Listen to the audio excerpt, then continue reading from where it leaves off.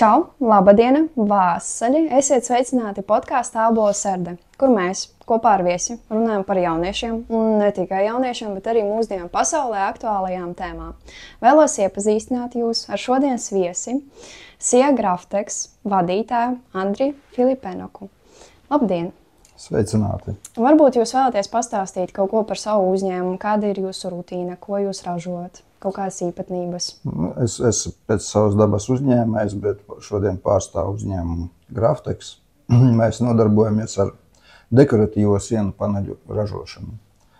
Ražojam sienu paneļu no plātņu materiāliem, piedāvājam tos gan biznesa klientiem, gan parastiem cilvēkiem, kā dekora elementus, kā interjera elementus. Tas vairāk ir interjera, tas nav kaut kādi akustiskie paneļi, tādu jūs neražojat? Tur ir drusku atšķirību starp akustiskajiem un parastajiem paneļiem. Jā, mūsu paneļus mēs arī piedāvājam kombinēt ar akustiski slāpējošo materiālu, bet tie nedaudz savādākie, nekā klasiski pieņemtie akustiskie paneļi, kā piemēram, kad bija pagājušais podcasts, uz kā fona jūs filmējāt savu ierakstu. Tur drusku savādāk. Viņi ir caurgriezti, gribu palielīties, ka mūsu darbs stāv pie sienas. Izskatās ļoti interesanti. Un pieļauju, ka tas tiek taisīts ar lāzeriem arī daļēji, tās visas izgriešana un tas viss process.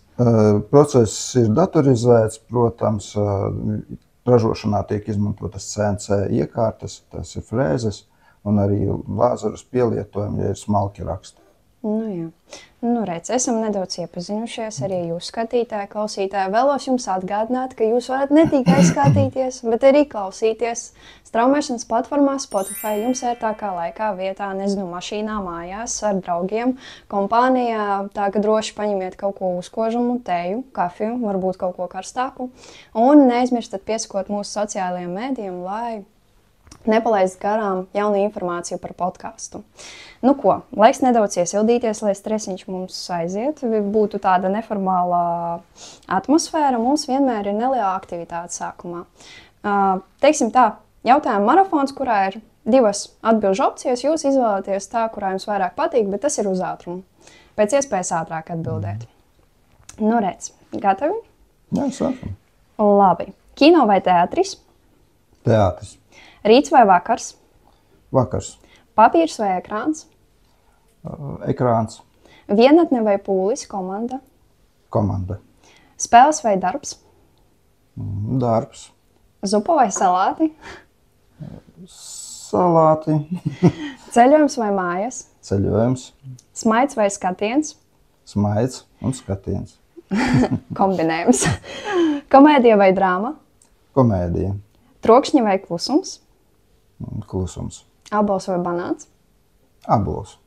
Pārsteigums vai plāns? Pārsteigums. Pavasaris vai rudens? Pavasaris. Peldēt vai sauļoties? Peldēt. TV vai radio? Radio. Atbildēt vai klusēt? Klusēt, un pēc tam atbildēt. Noklausīties un tad atbildēt. Redz, nedaudz esam iesildījušies un arī tādu neformālāku atmosfēru izveidošu, un ir laiks atklāt arī podkāsta epizodes tēmu, kas ir sociālie tīkli un realitāte, vai mēs zinām, kas ir patiesība. Laiks aizklāsties līdz serdei. Un pirmais būtu, vai jūs lietojat sociālos mēdījos un kā jūs viņus lietojat? Vai kā satura veidotājs priekš uzņēmumu vai arī priekš paša sevis? Ikdieniskā dzīvē, tur Instagrams, TikToks, Facebooks vai citi sociālmēdiji? Viennozīmīgi lietoju. Nav noslēpums. Tagad jau var teikt tā, ka agrāk 15, 20 gadus teica, ja tu neesi internetā, tad tevis nav. Tad tagad var teikt, ja tu neesi sociālajos tīklos, tad tevis nav. Jā, sociālajie tīkli ieņem lielu nozīmi.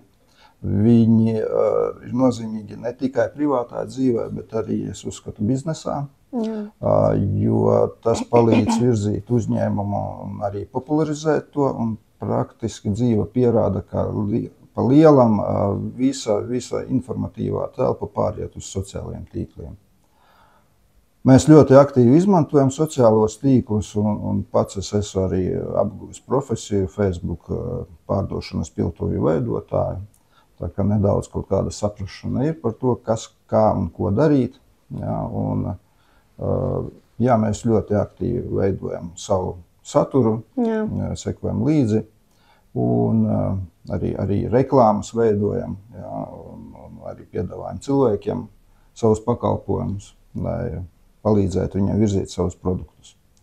Sociāla tīkla viennozīmīgi nozīmīgi gan B2B sfērā, gan B2C sfērā. Tas nozīmē biznesam vai biznesa patērētājiem.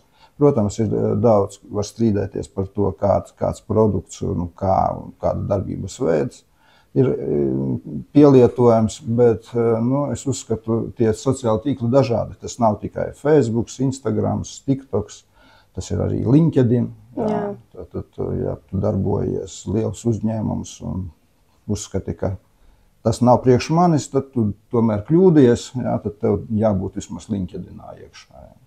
Jāizvieto vai sava informācija, vai arī uzņēmuma informācija noteikti, lai tu piesaistītu partnerus.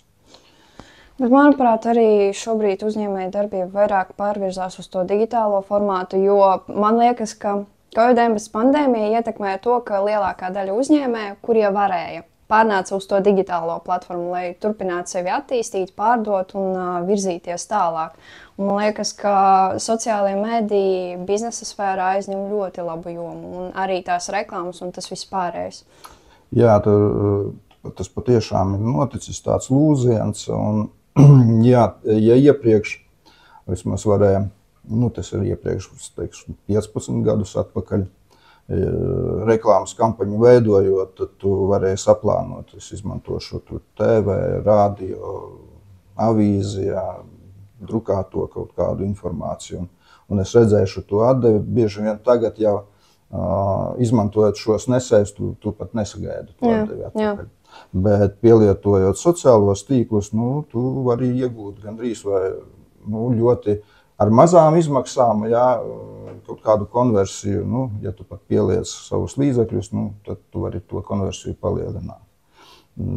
Jā, daudz ir aizgājuši uz to vidi, smags process, bet viņš ir neatgriezenisks. Piemēram, mēs redzējām varbūt gadu, 2 gadus atpakaļ, kā darbojas ķīnieši, ka viņiem ir bez maz vai uztaisītas veselas noliktavas, kur cilvēki salikti pa būrīšiem un tiek filmēts visu laiku. Tagad tas viss jau ir atnācis arī pie mums. Daudzi, piemēram, TikTokā, es zinu, ka izmanto laifus savas produkcijas realizēšanai. Un tas process ir neatgriezenisks, un, protams, tur ir liela konkurence. Tas prasa daudz spēka un arī izturības, kā kuram sanāk, bet ir pozitīvi tas, ka cilvēki mēģina. Un tas tāpat kā ar jebkuru jaunu virzienu, ar jaunu uzsākšanu, tas vienmēr baida cilvēkus. Bet to ir jādara. To ir jādara gribi, negribi. Tas tomēr ieņem diezgan nozīmīgu lomu mūsu dzīvē. Mēs atceramies, kā mēs sākām. Tad, kad parādījās internets, tā kā vairāk, tas jau bija 90. gadu vidus beigas. Tad mēs bijām pirmie tie, kas ar partneriem uzsākām pasūtījumu sūtīšanu caur e-pastiem. Un mēs saskārāmies ar lielu pretestību, jo tad vēl bija faksi.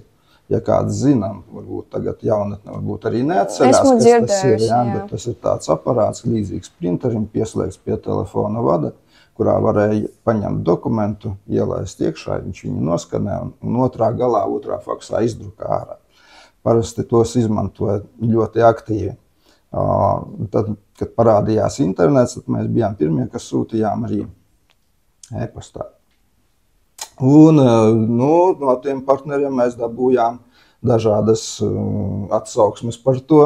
Pirmkārt, tas dažreiz nevienmēr ņēma to vērā, un tad mēs sūtījām gan e-pastu, gan faksu, lai būtu, un vēl pazvanījām. Tad mēs pārgājām uz to, ka mēs viņām zvanījām, kad aizsūtījām e-pastu, jūs pārbaudiet e-pastu. Un nepagāja kādi 5 gadi, 7 gadi, kad jau viss tas pilnīgi automātiski pārgāja uz e-pastiem. Nu, tas arī tagad tas process ir transformācijas process, kaut kas mainās. Protams, cilvēkiem ir grūti ar to sadzīvot, jo pārmaiņas vienmēr ir sāpīgas, bet tāda ir dzīve. Vienmēr ir, manuprāt, jāpielāgojas un, nezinu, pat salīdzinot ar to, kas bija 20 gadus atpakaļ, un tagad tas ir tik krasa atšķirība, ka liekas, tikai telefoni bija kā vesels, es nezinu, kiegelis, un tagad viņi ir tik plastiski, ka viņus var salikt mazos kubiciņos un ielikt savu kabatiņā. Bet kas, jūsuprāt, notiek ar cilvēka domāšanu, ja ilgstoši patērē to, teiksim tā, ideālo dzīvi, jauniešiem tā ir aktuāli, skatīties, nav prokrastinācijas, sports, 5 no rīta, darbs un tas viss, kas notiek ar cilvēku, kā mainās viņa uztvere, ja tas notiek ilgtermiņā, tā maiņa sevis, teiksim tā, pieņemšanas un tā uzvedība. Visi tie sociālie tīkli, viņi jau balstās uz noteiktiem algoritmiem. Protams. Jā, un viss ir atkarīgs no tā, kādu informāciju tu vairāk patērē. Algoritms tādu saprot, ka tas tevi interesē, un viņš tev dos vairāk un vairāk tās informācijas. Un šeit, protams, var sekot līdzi, skatīties, cik skaisti un smuki visi tur īpaši tie influenceri uzvedās, kā viņi tur dzīvo, bet tas ir arī smags darbs, ko viņi iegulda iekšā. Viņiem, lai uzfilmētu tos rīliņus, varbūt nepieciešama vesela diena. Diez vai viņi var tik labi to savu grafiku saplānot, kā viņi to stāsta. Bet, cepuri nost, ja tas viņiem izdodas. Protams, var no tā paņemt kaut ko labu. Jā, kaut ko labu var paņemt, bet akli sekot un uzticēties pilnīgi visam, ir tomēr jābūt savām domām un savām kaut kādām vīzijām par to, kas es esmu, kas es būšu. Principi, vērtības, teiksim tā, moto, pēc kā pašam virzīties. Tieši tā. Bet ko jūs ieteiktu cilvēkam, kas tik stipri ir, teiksim tā, sevi iesūcis to ideālo dzīvi un sāka sevi pielāgot to, ko viņš redz sociālos mēdījos, un tādā veidā pazaudē sevi un to līdzsvaru. Ko viņam darīt? Ko viņam darīt? Pamēģini dienu padzīvot bez sociāliem tīkliem. Bez telefona, bez interneta. Bez interneta. Izej ārā, pastaigājies, pakomunicē ar cilvēkiem.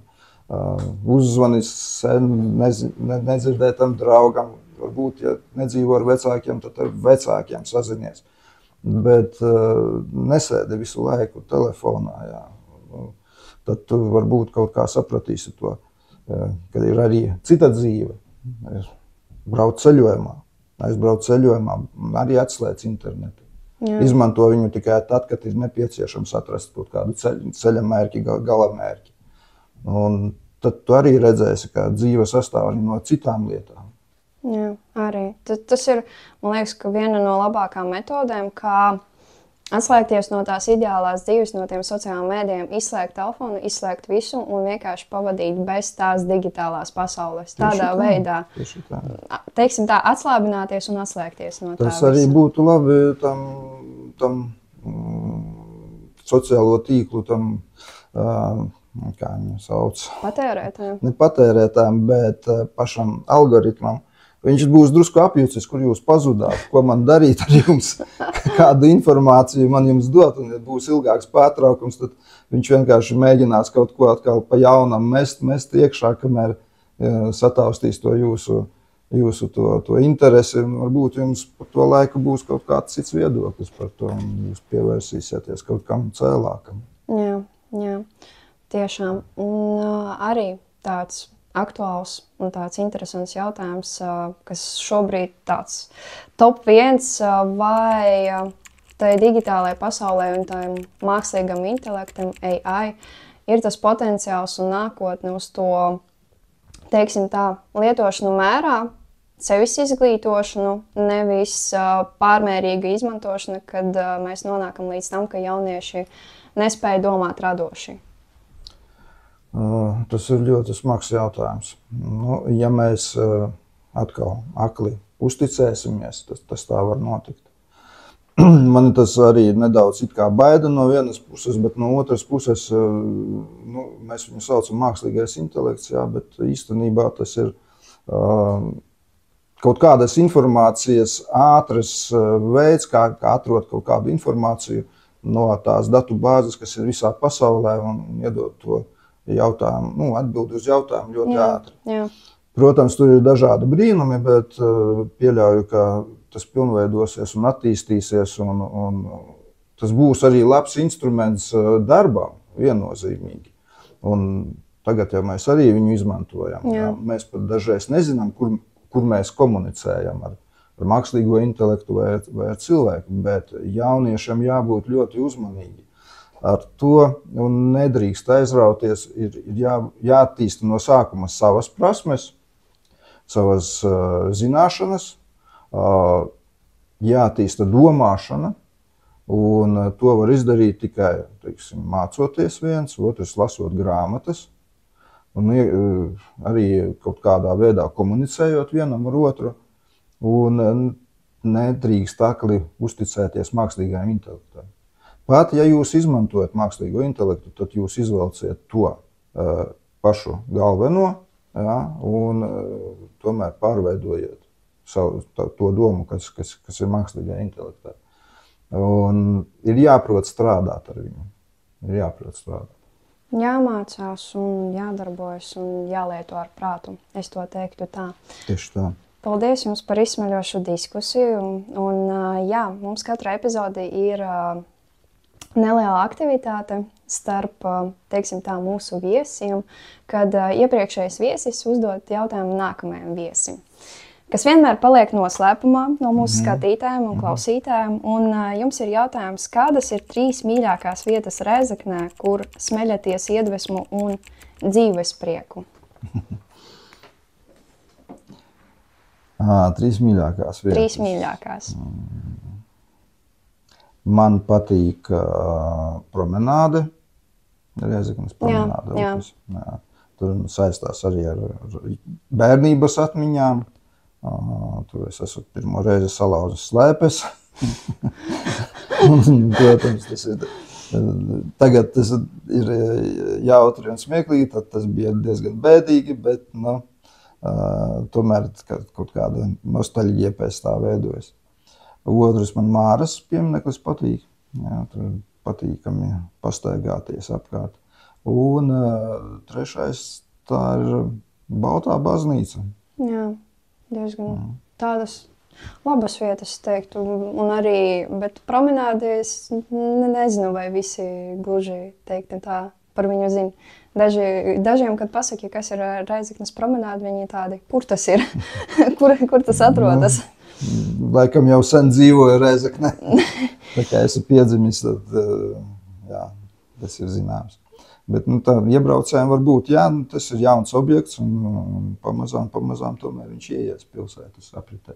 Nu jā, arī. Jā, mums ir arī aktivitāte kopā ar mūsu skatītājiem un klausītājiem. Viņiem ir iespēja uzdot jautājumu nākamajam viesim. Un jums ir 2 jautājumi. Pirmais jautājums. Nav noslēpums, ka darba spēka problēmas ir īpaši aktuāli Latgalē. Kādas ir jūsu domas par šīs problēmas risināšanu? Ko jūs ieviešat savā uzņēmuma darbā, lai risinātu šo jautājumu? Nu, jā, nav noslēpums patiešām. Tā problēma ir un problēma būs vēl aktuālāka. Un vienīgais risinājums tas ir daudzu procesu automatizācija. Un varbūt pārējā kaut kādu funkciju nodošana ārpakalpojumiem, lai samazinātu to darba spēku, kas ir nepieciešams. Protams, visus procesus vienmēr vajag skatīties un katru reizi atjaunot, koriģēt un izvērtēt, kur var samazināt darba spēku, kur to var samazināt, vai ieviest kaut kādu jaunu tehnoloģiju vai jaunu iekārtu. Ja? Bet, diemžēl, tā būs. Pieļauju dažas pat nozares varētu būt diezgan dramatiskas izmaiņas, bet to var vienkārši ietekmēt arī cilvēku patērētāju pieprasījums. Piemēram, tā kā man bija saskarē arī ar sabiedrisko ēdināšanu, es domāju, ka pēc kāda laika var sabiedriskā ēdināšana saskarties ar vienu lielu problēmu, kad būs ļoti standartizēts ēdiens. Un kaut kādi restorāni, kas piedāvās, teiksim, tā kā mājas gatavot ēdienu vai klasisko restorānu ēdienu, viņi būs ļoti maz, un viņi būs ļoti dārgi. Skan bēdīgi, teikšu godīgi. Tur mēs neko nevaram darīt, jo es domāju, ka jaunatne arī pati pie tā ir vainīga, jā, kas mums patīk. Jā. Hamburgeri, arī burgeri un tā tālāk. Jā. Un arī otrs īsais jautājums, kuram nebūs īpaši gara atbilde. Vai jūsu uzņēmumu ietekmē negatīvas ziņas par Rēzeknes finansiālo situāciju? Es ceru, ka nē, bet uzskatu, ka tomēr tās ziņas mums kā rēzekniešiem ir negatīvas visā visumā. Jā. Un tas atspoguļojas visā Latvijā. Pirmkārt, daudzi baidās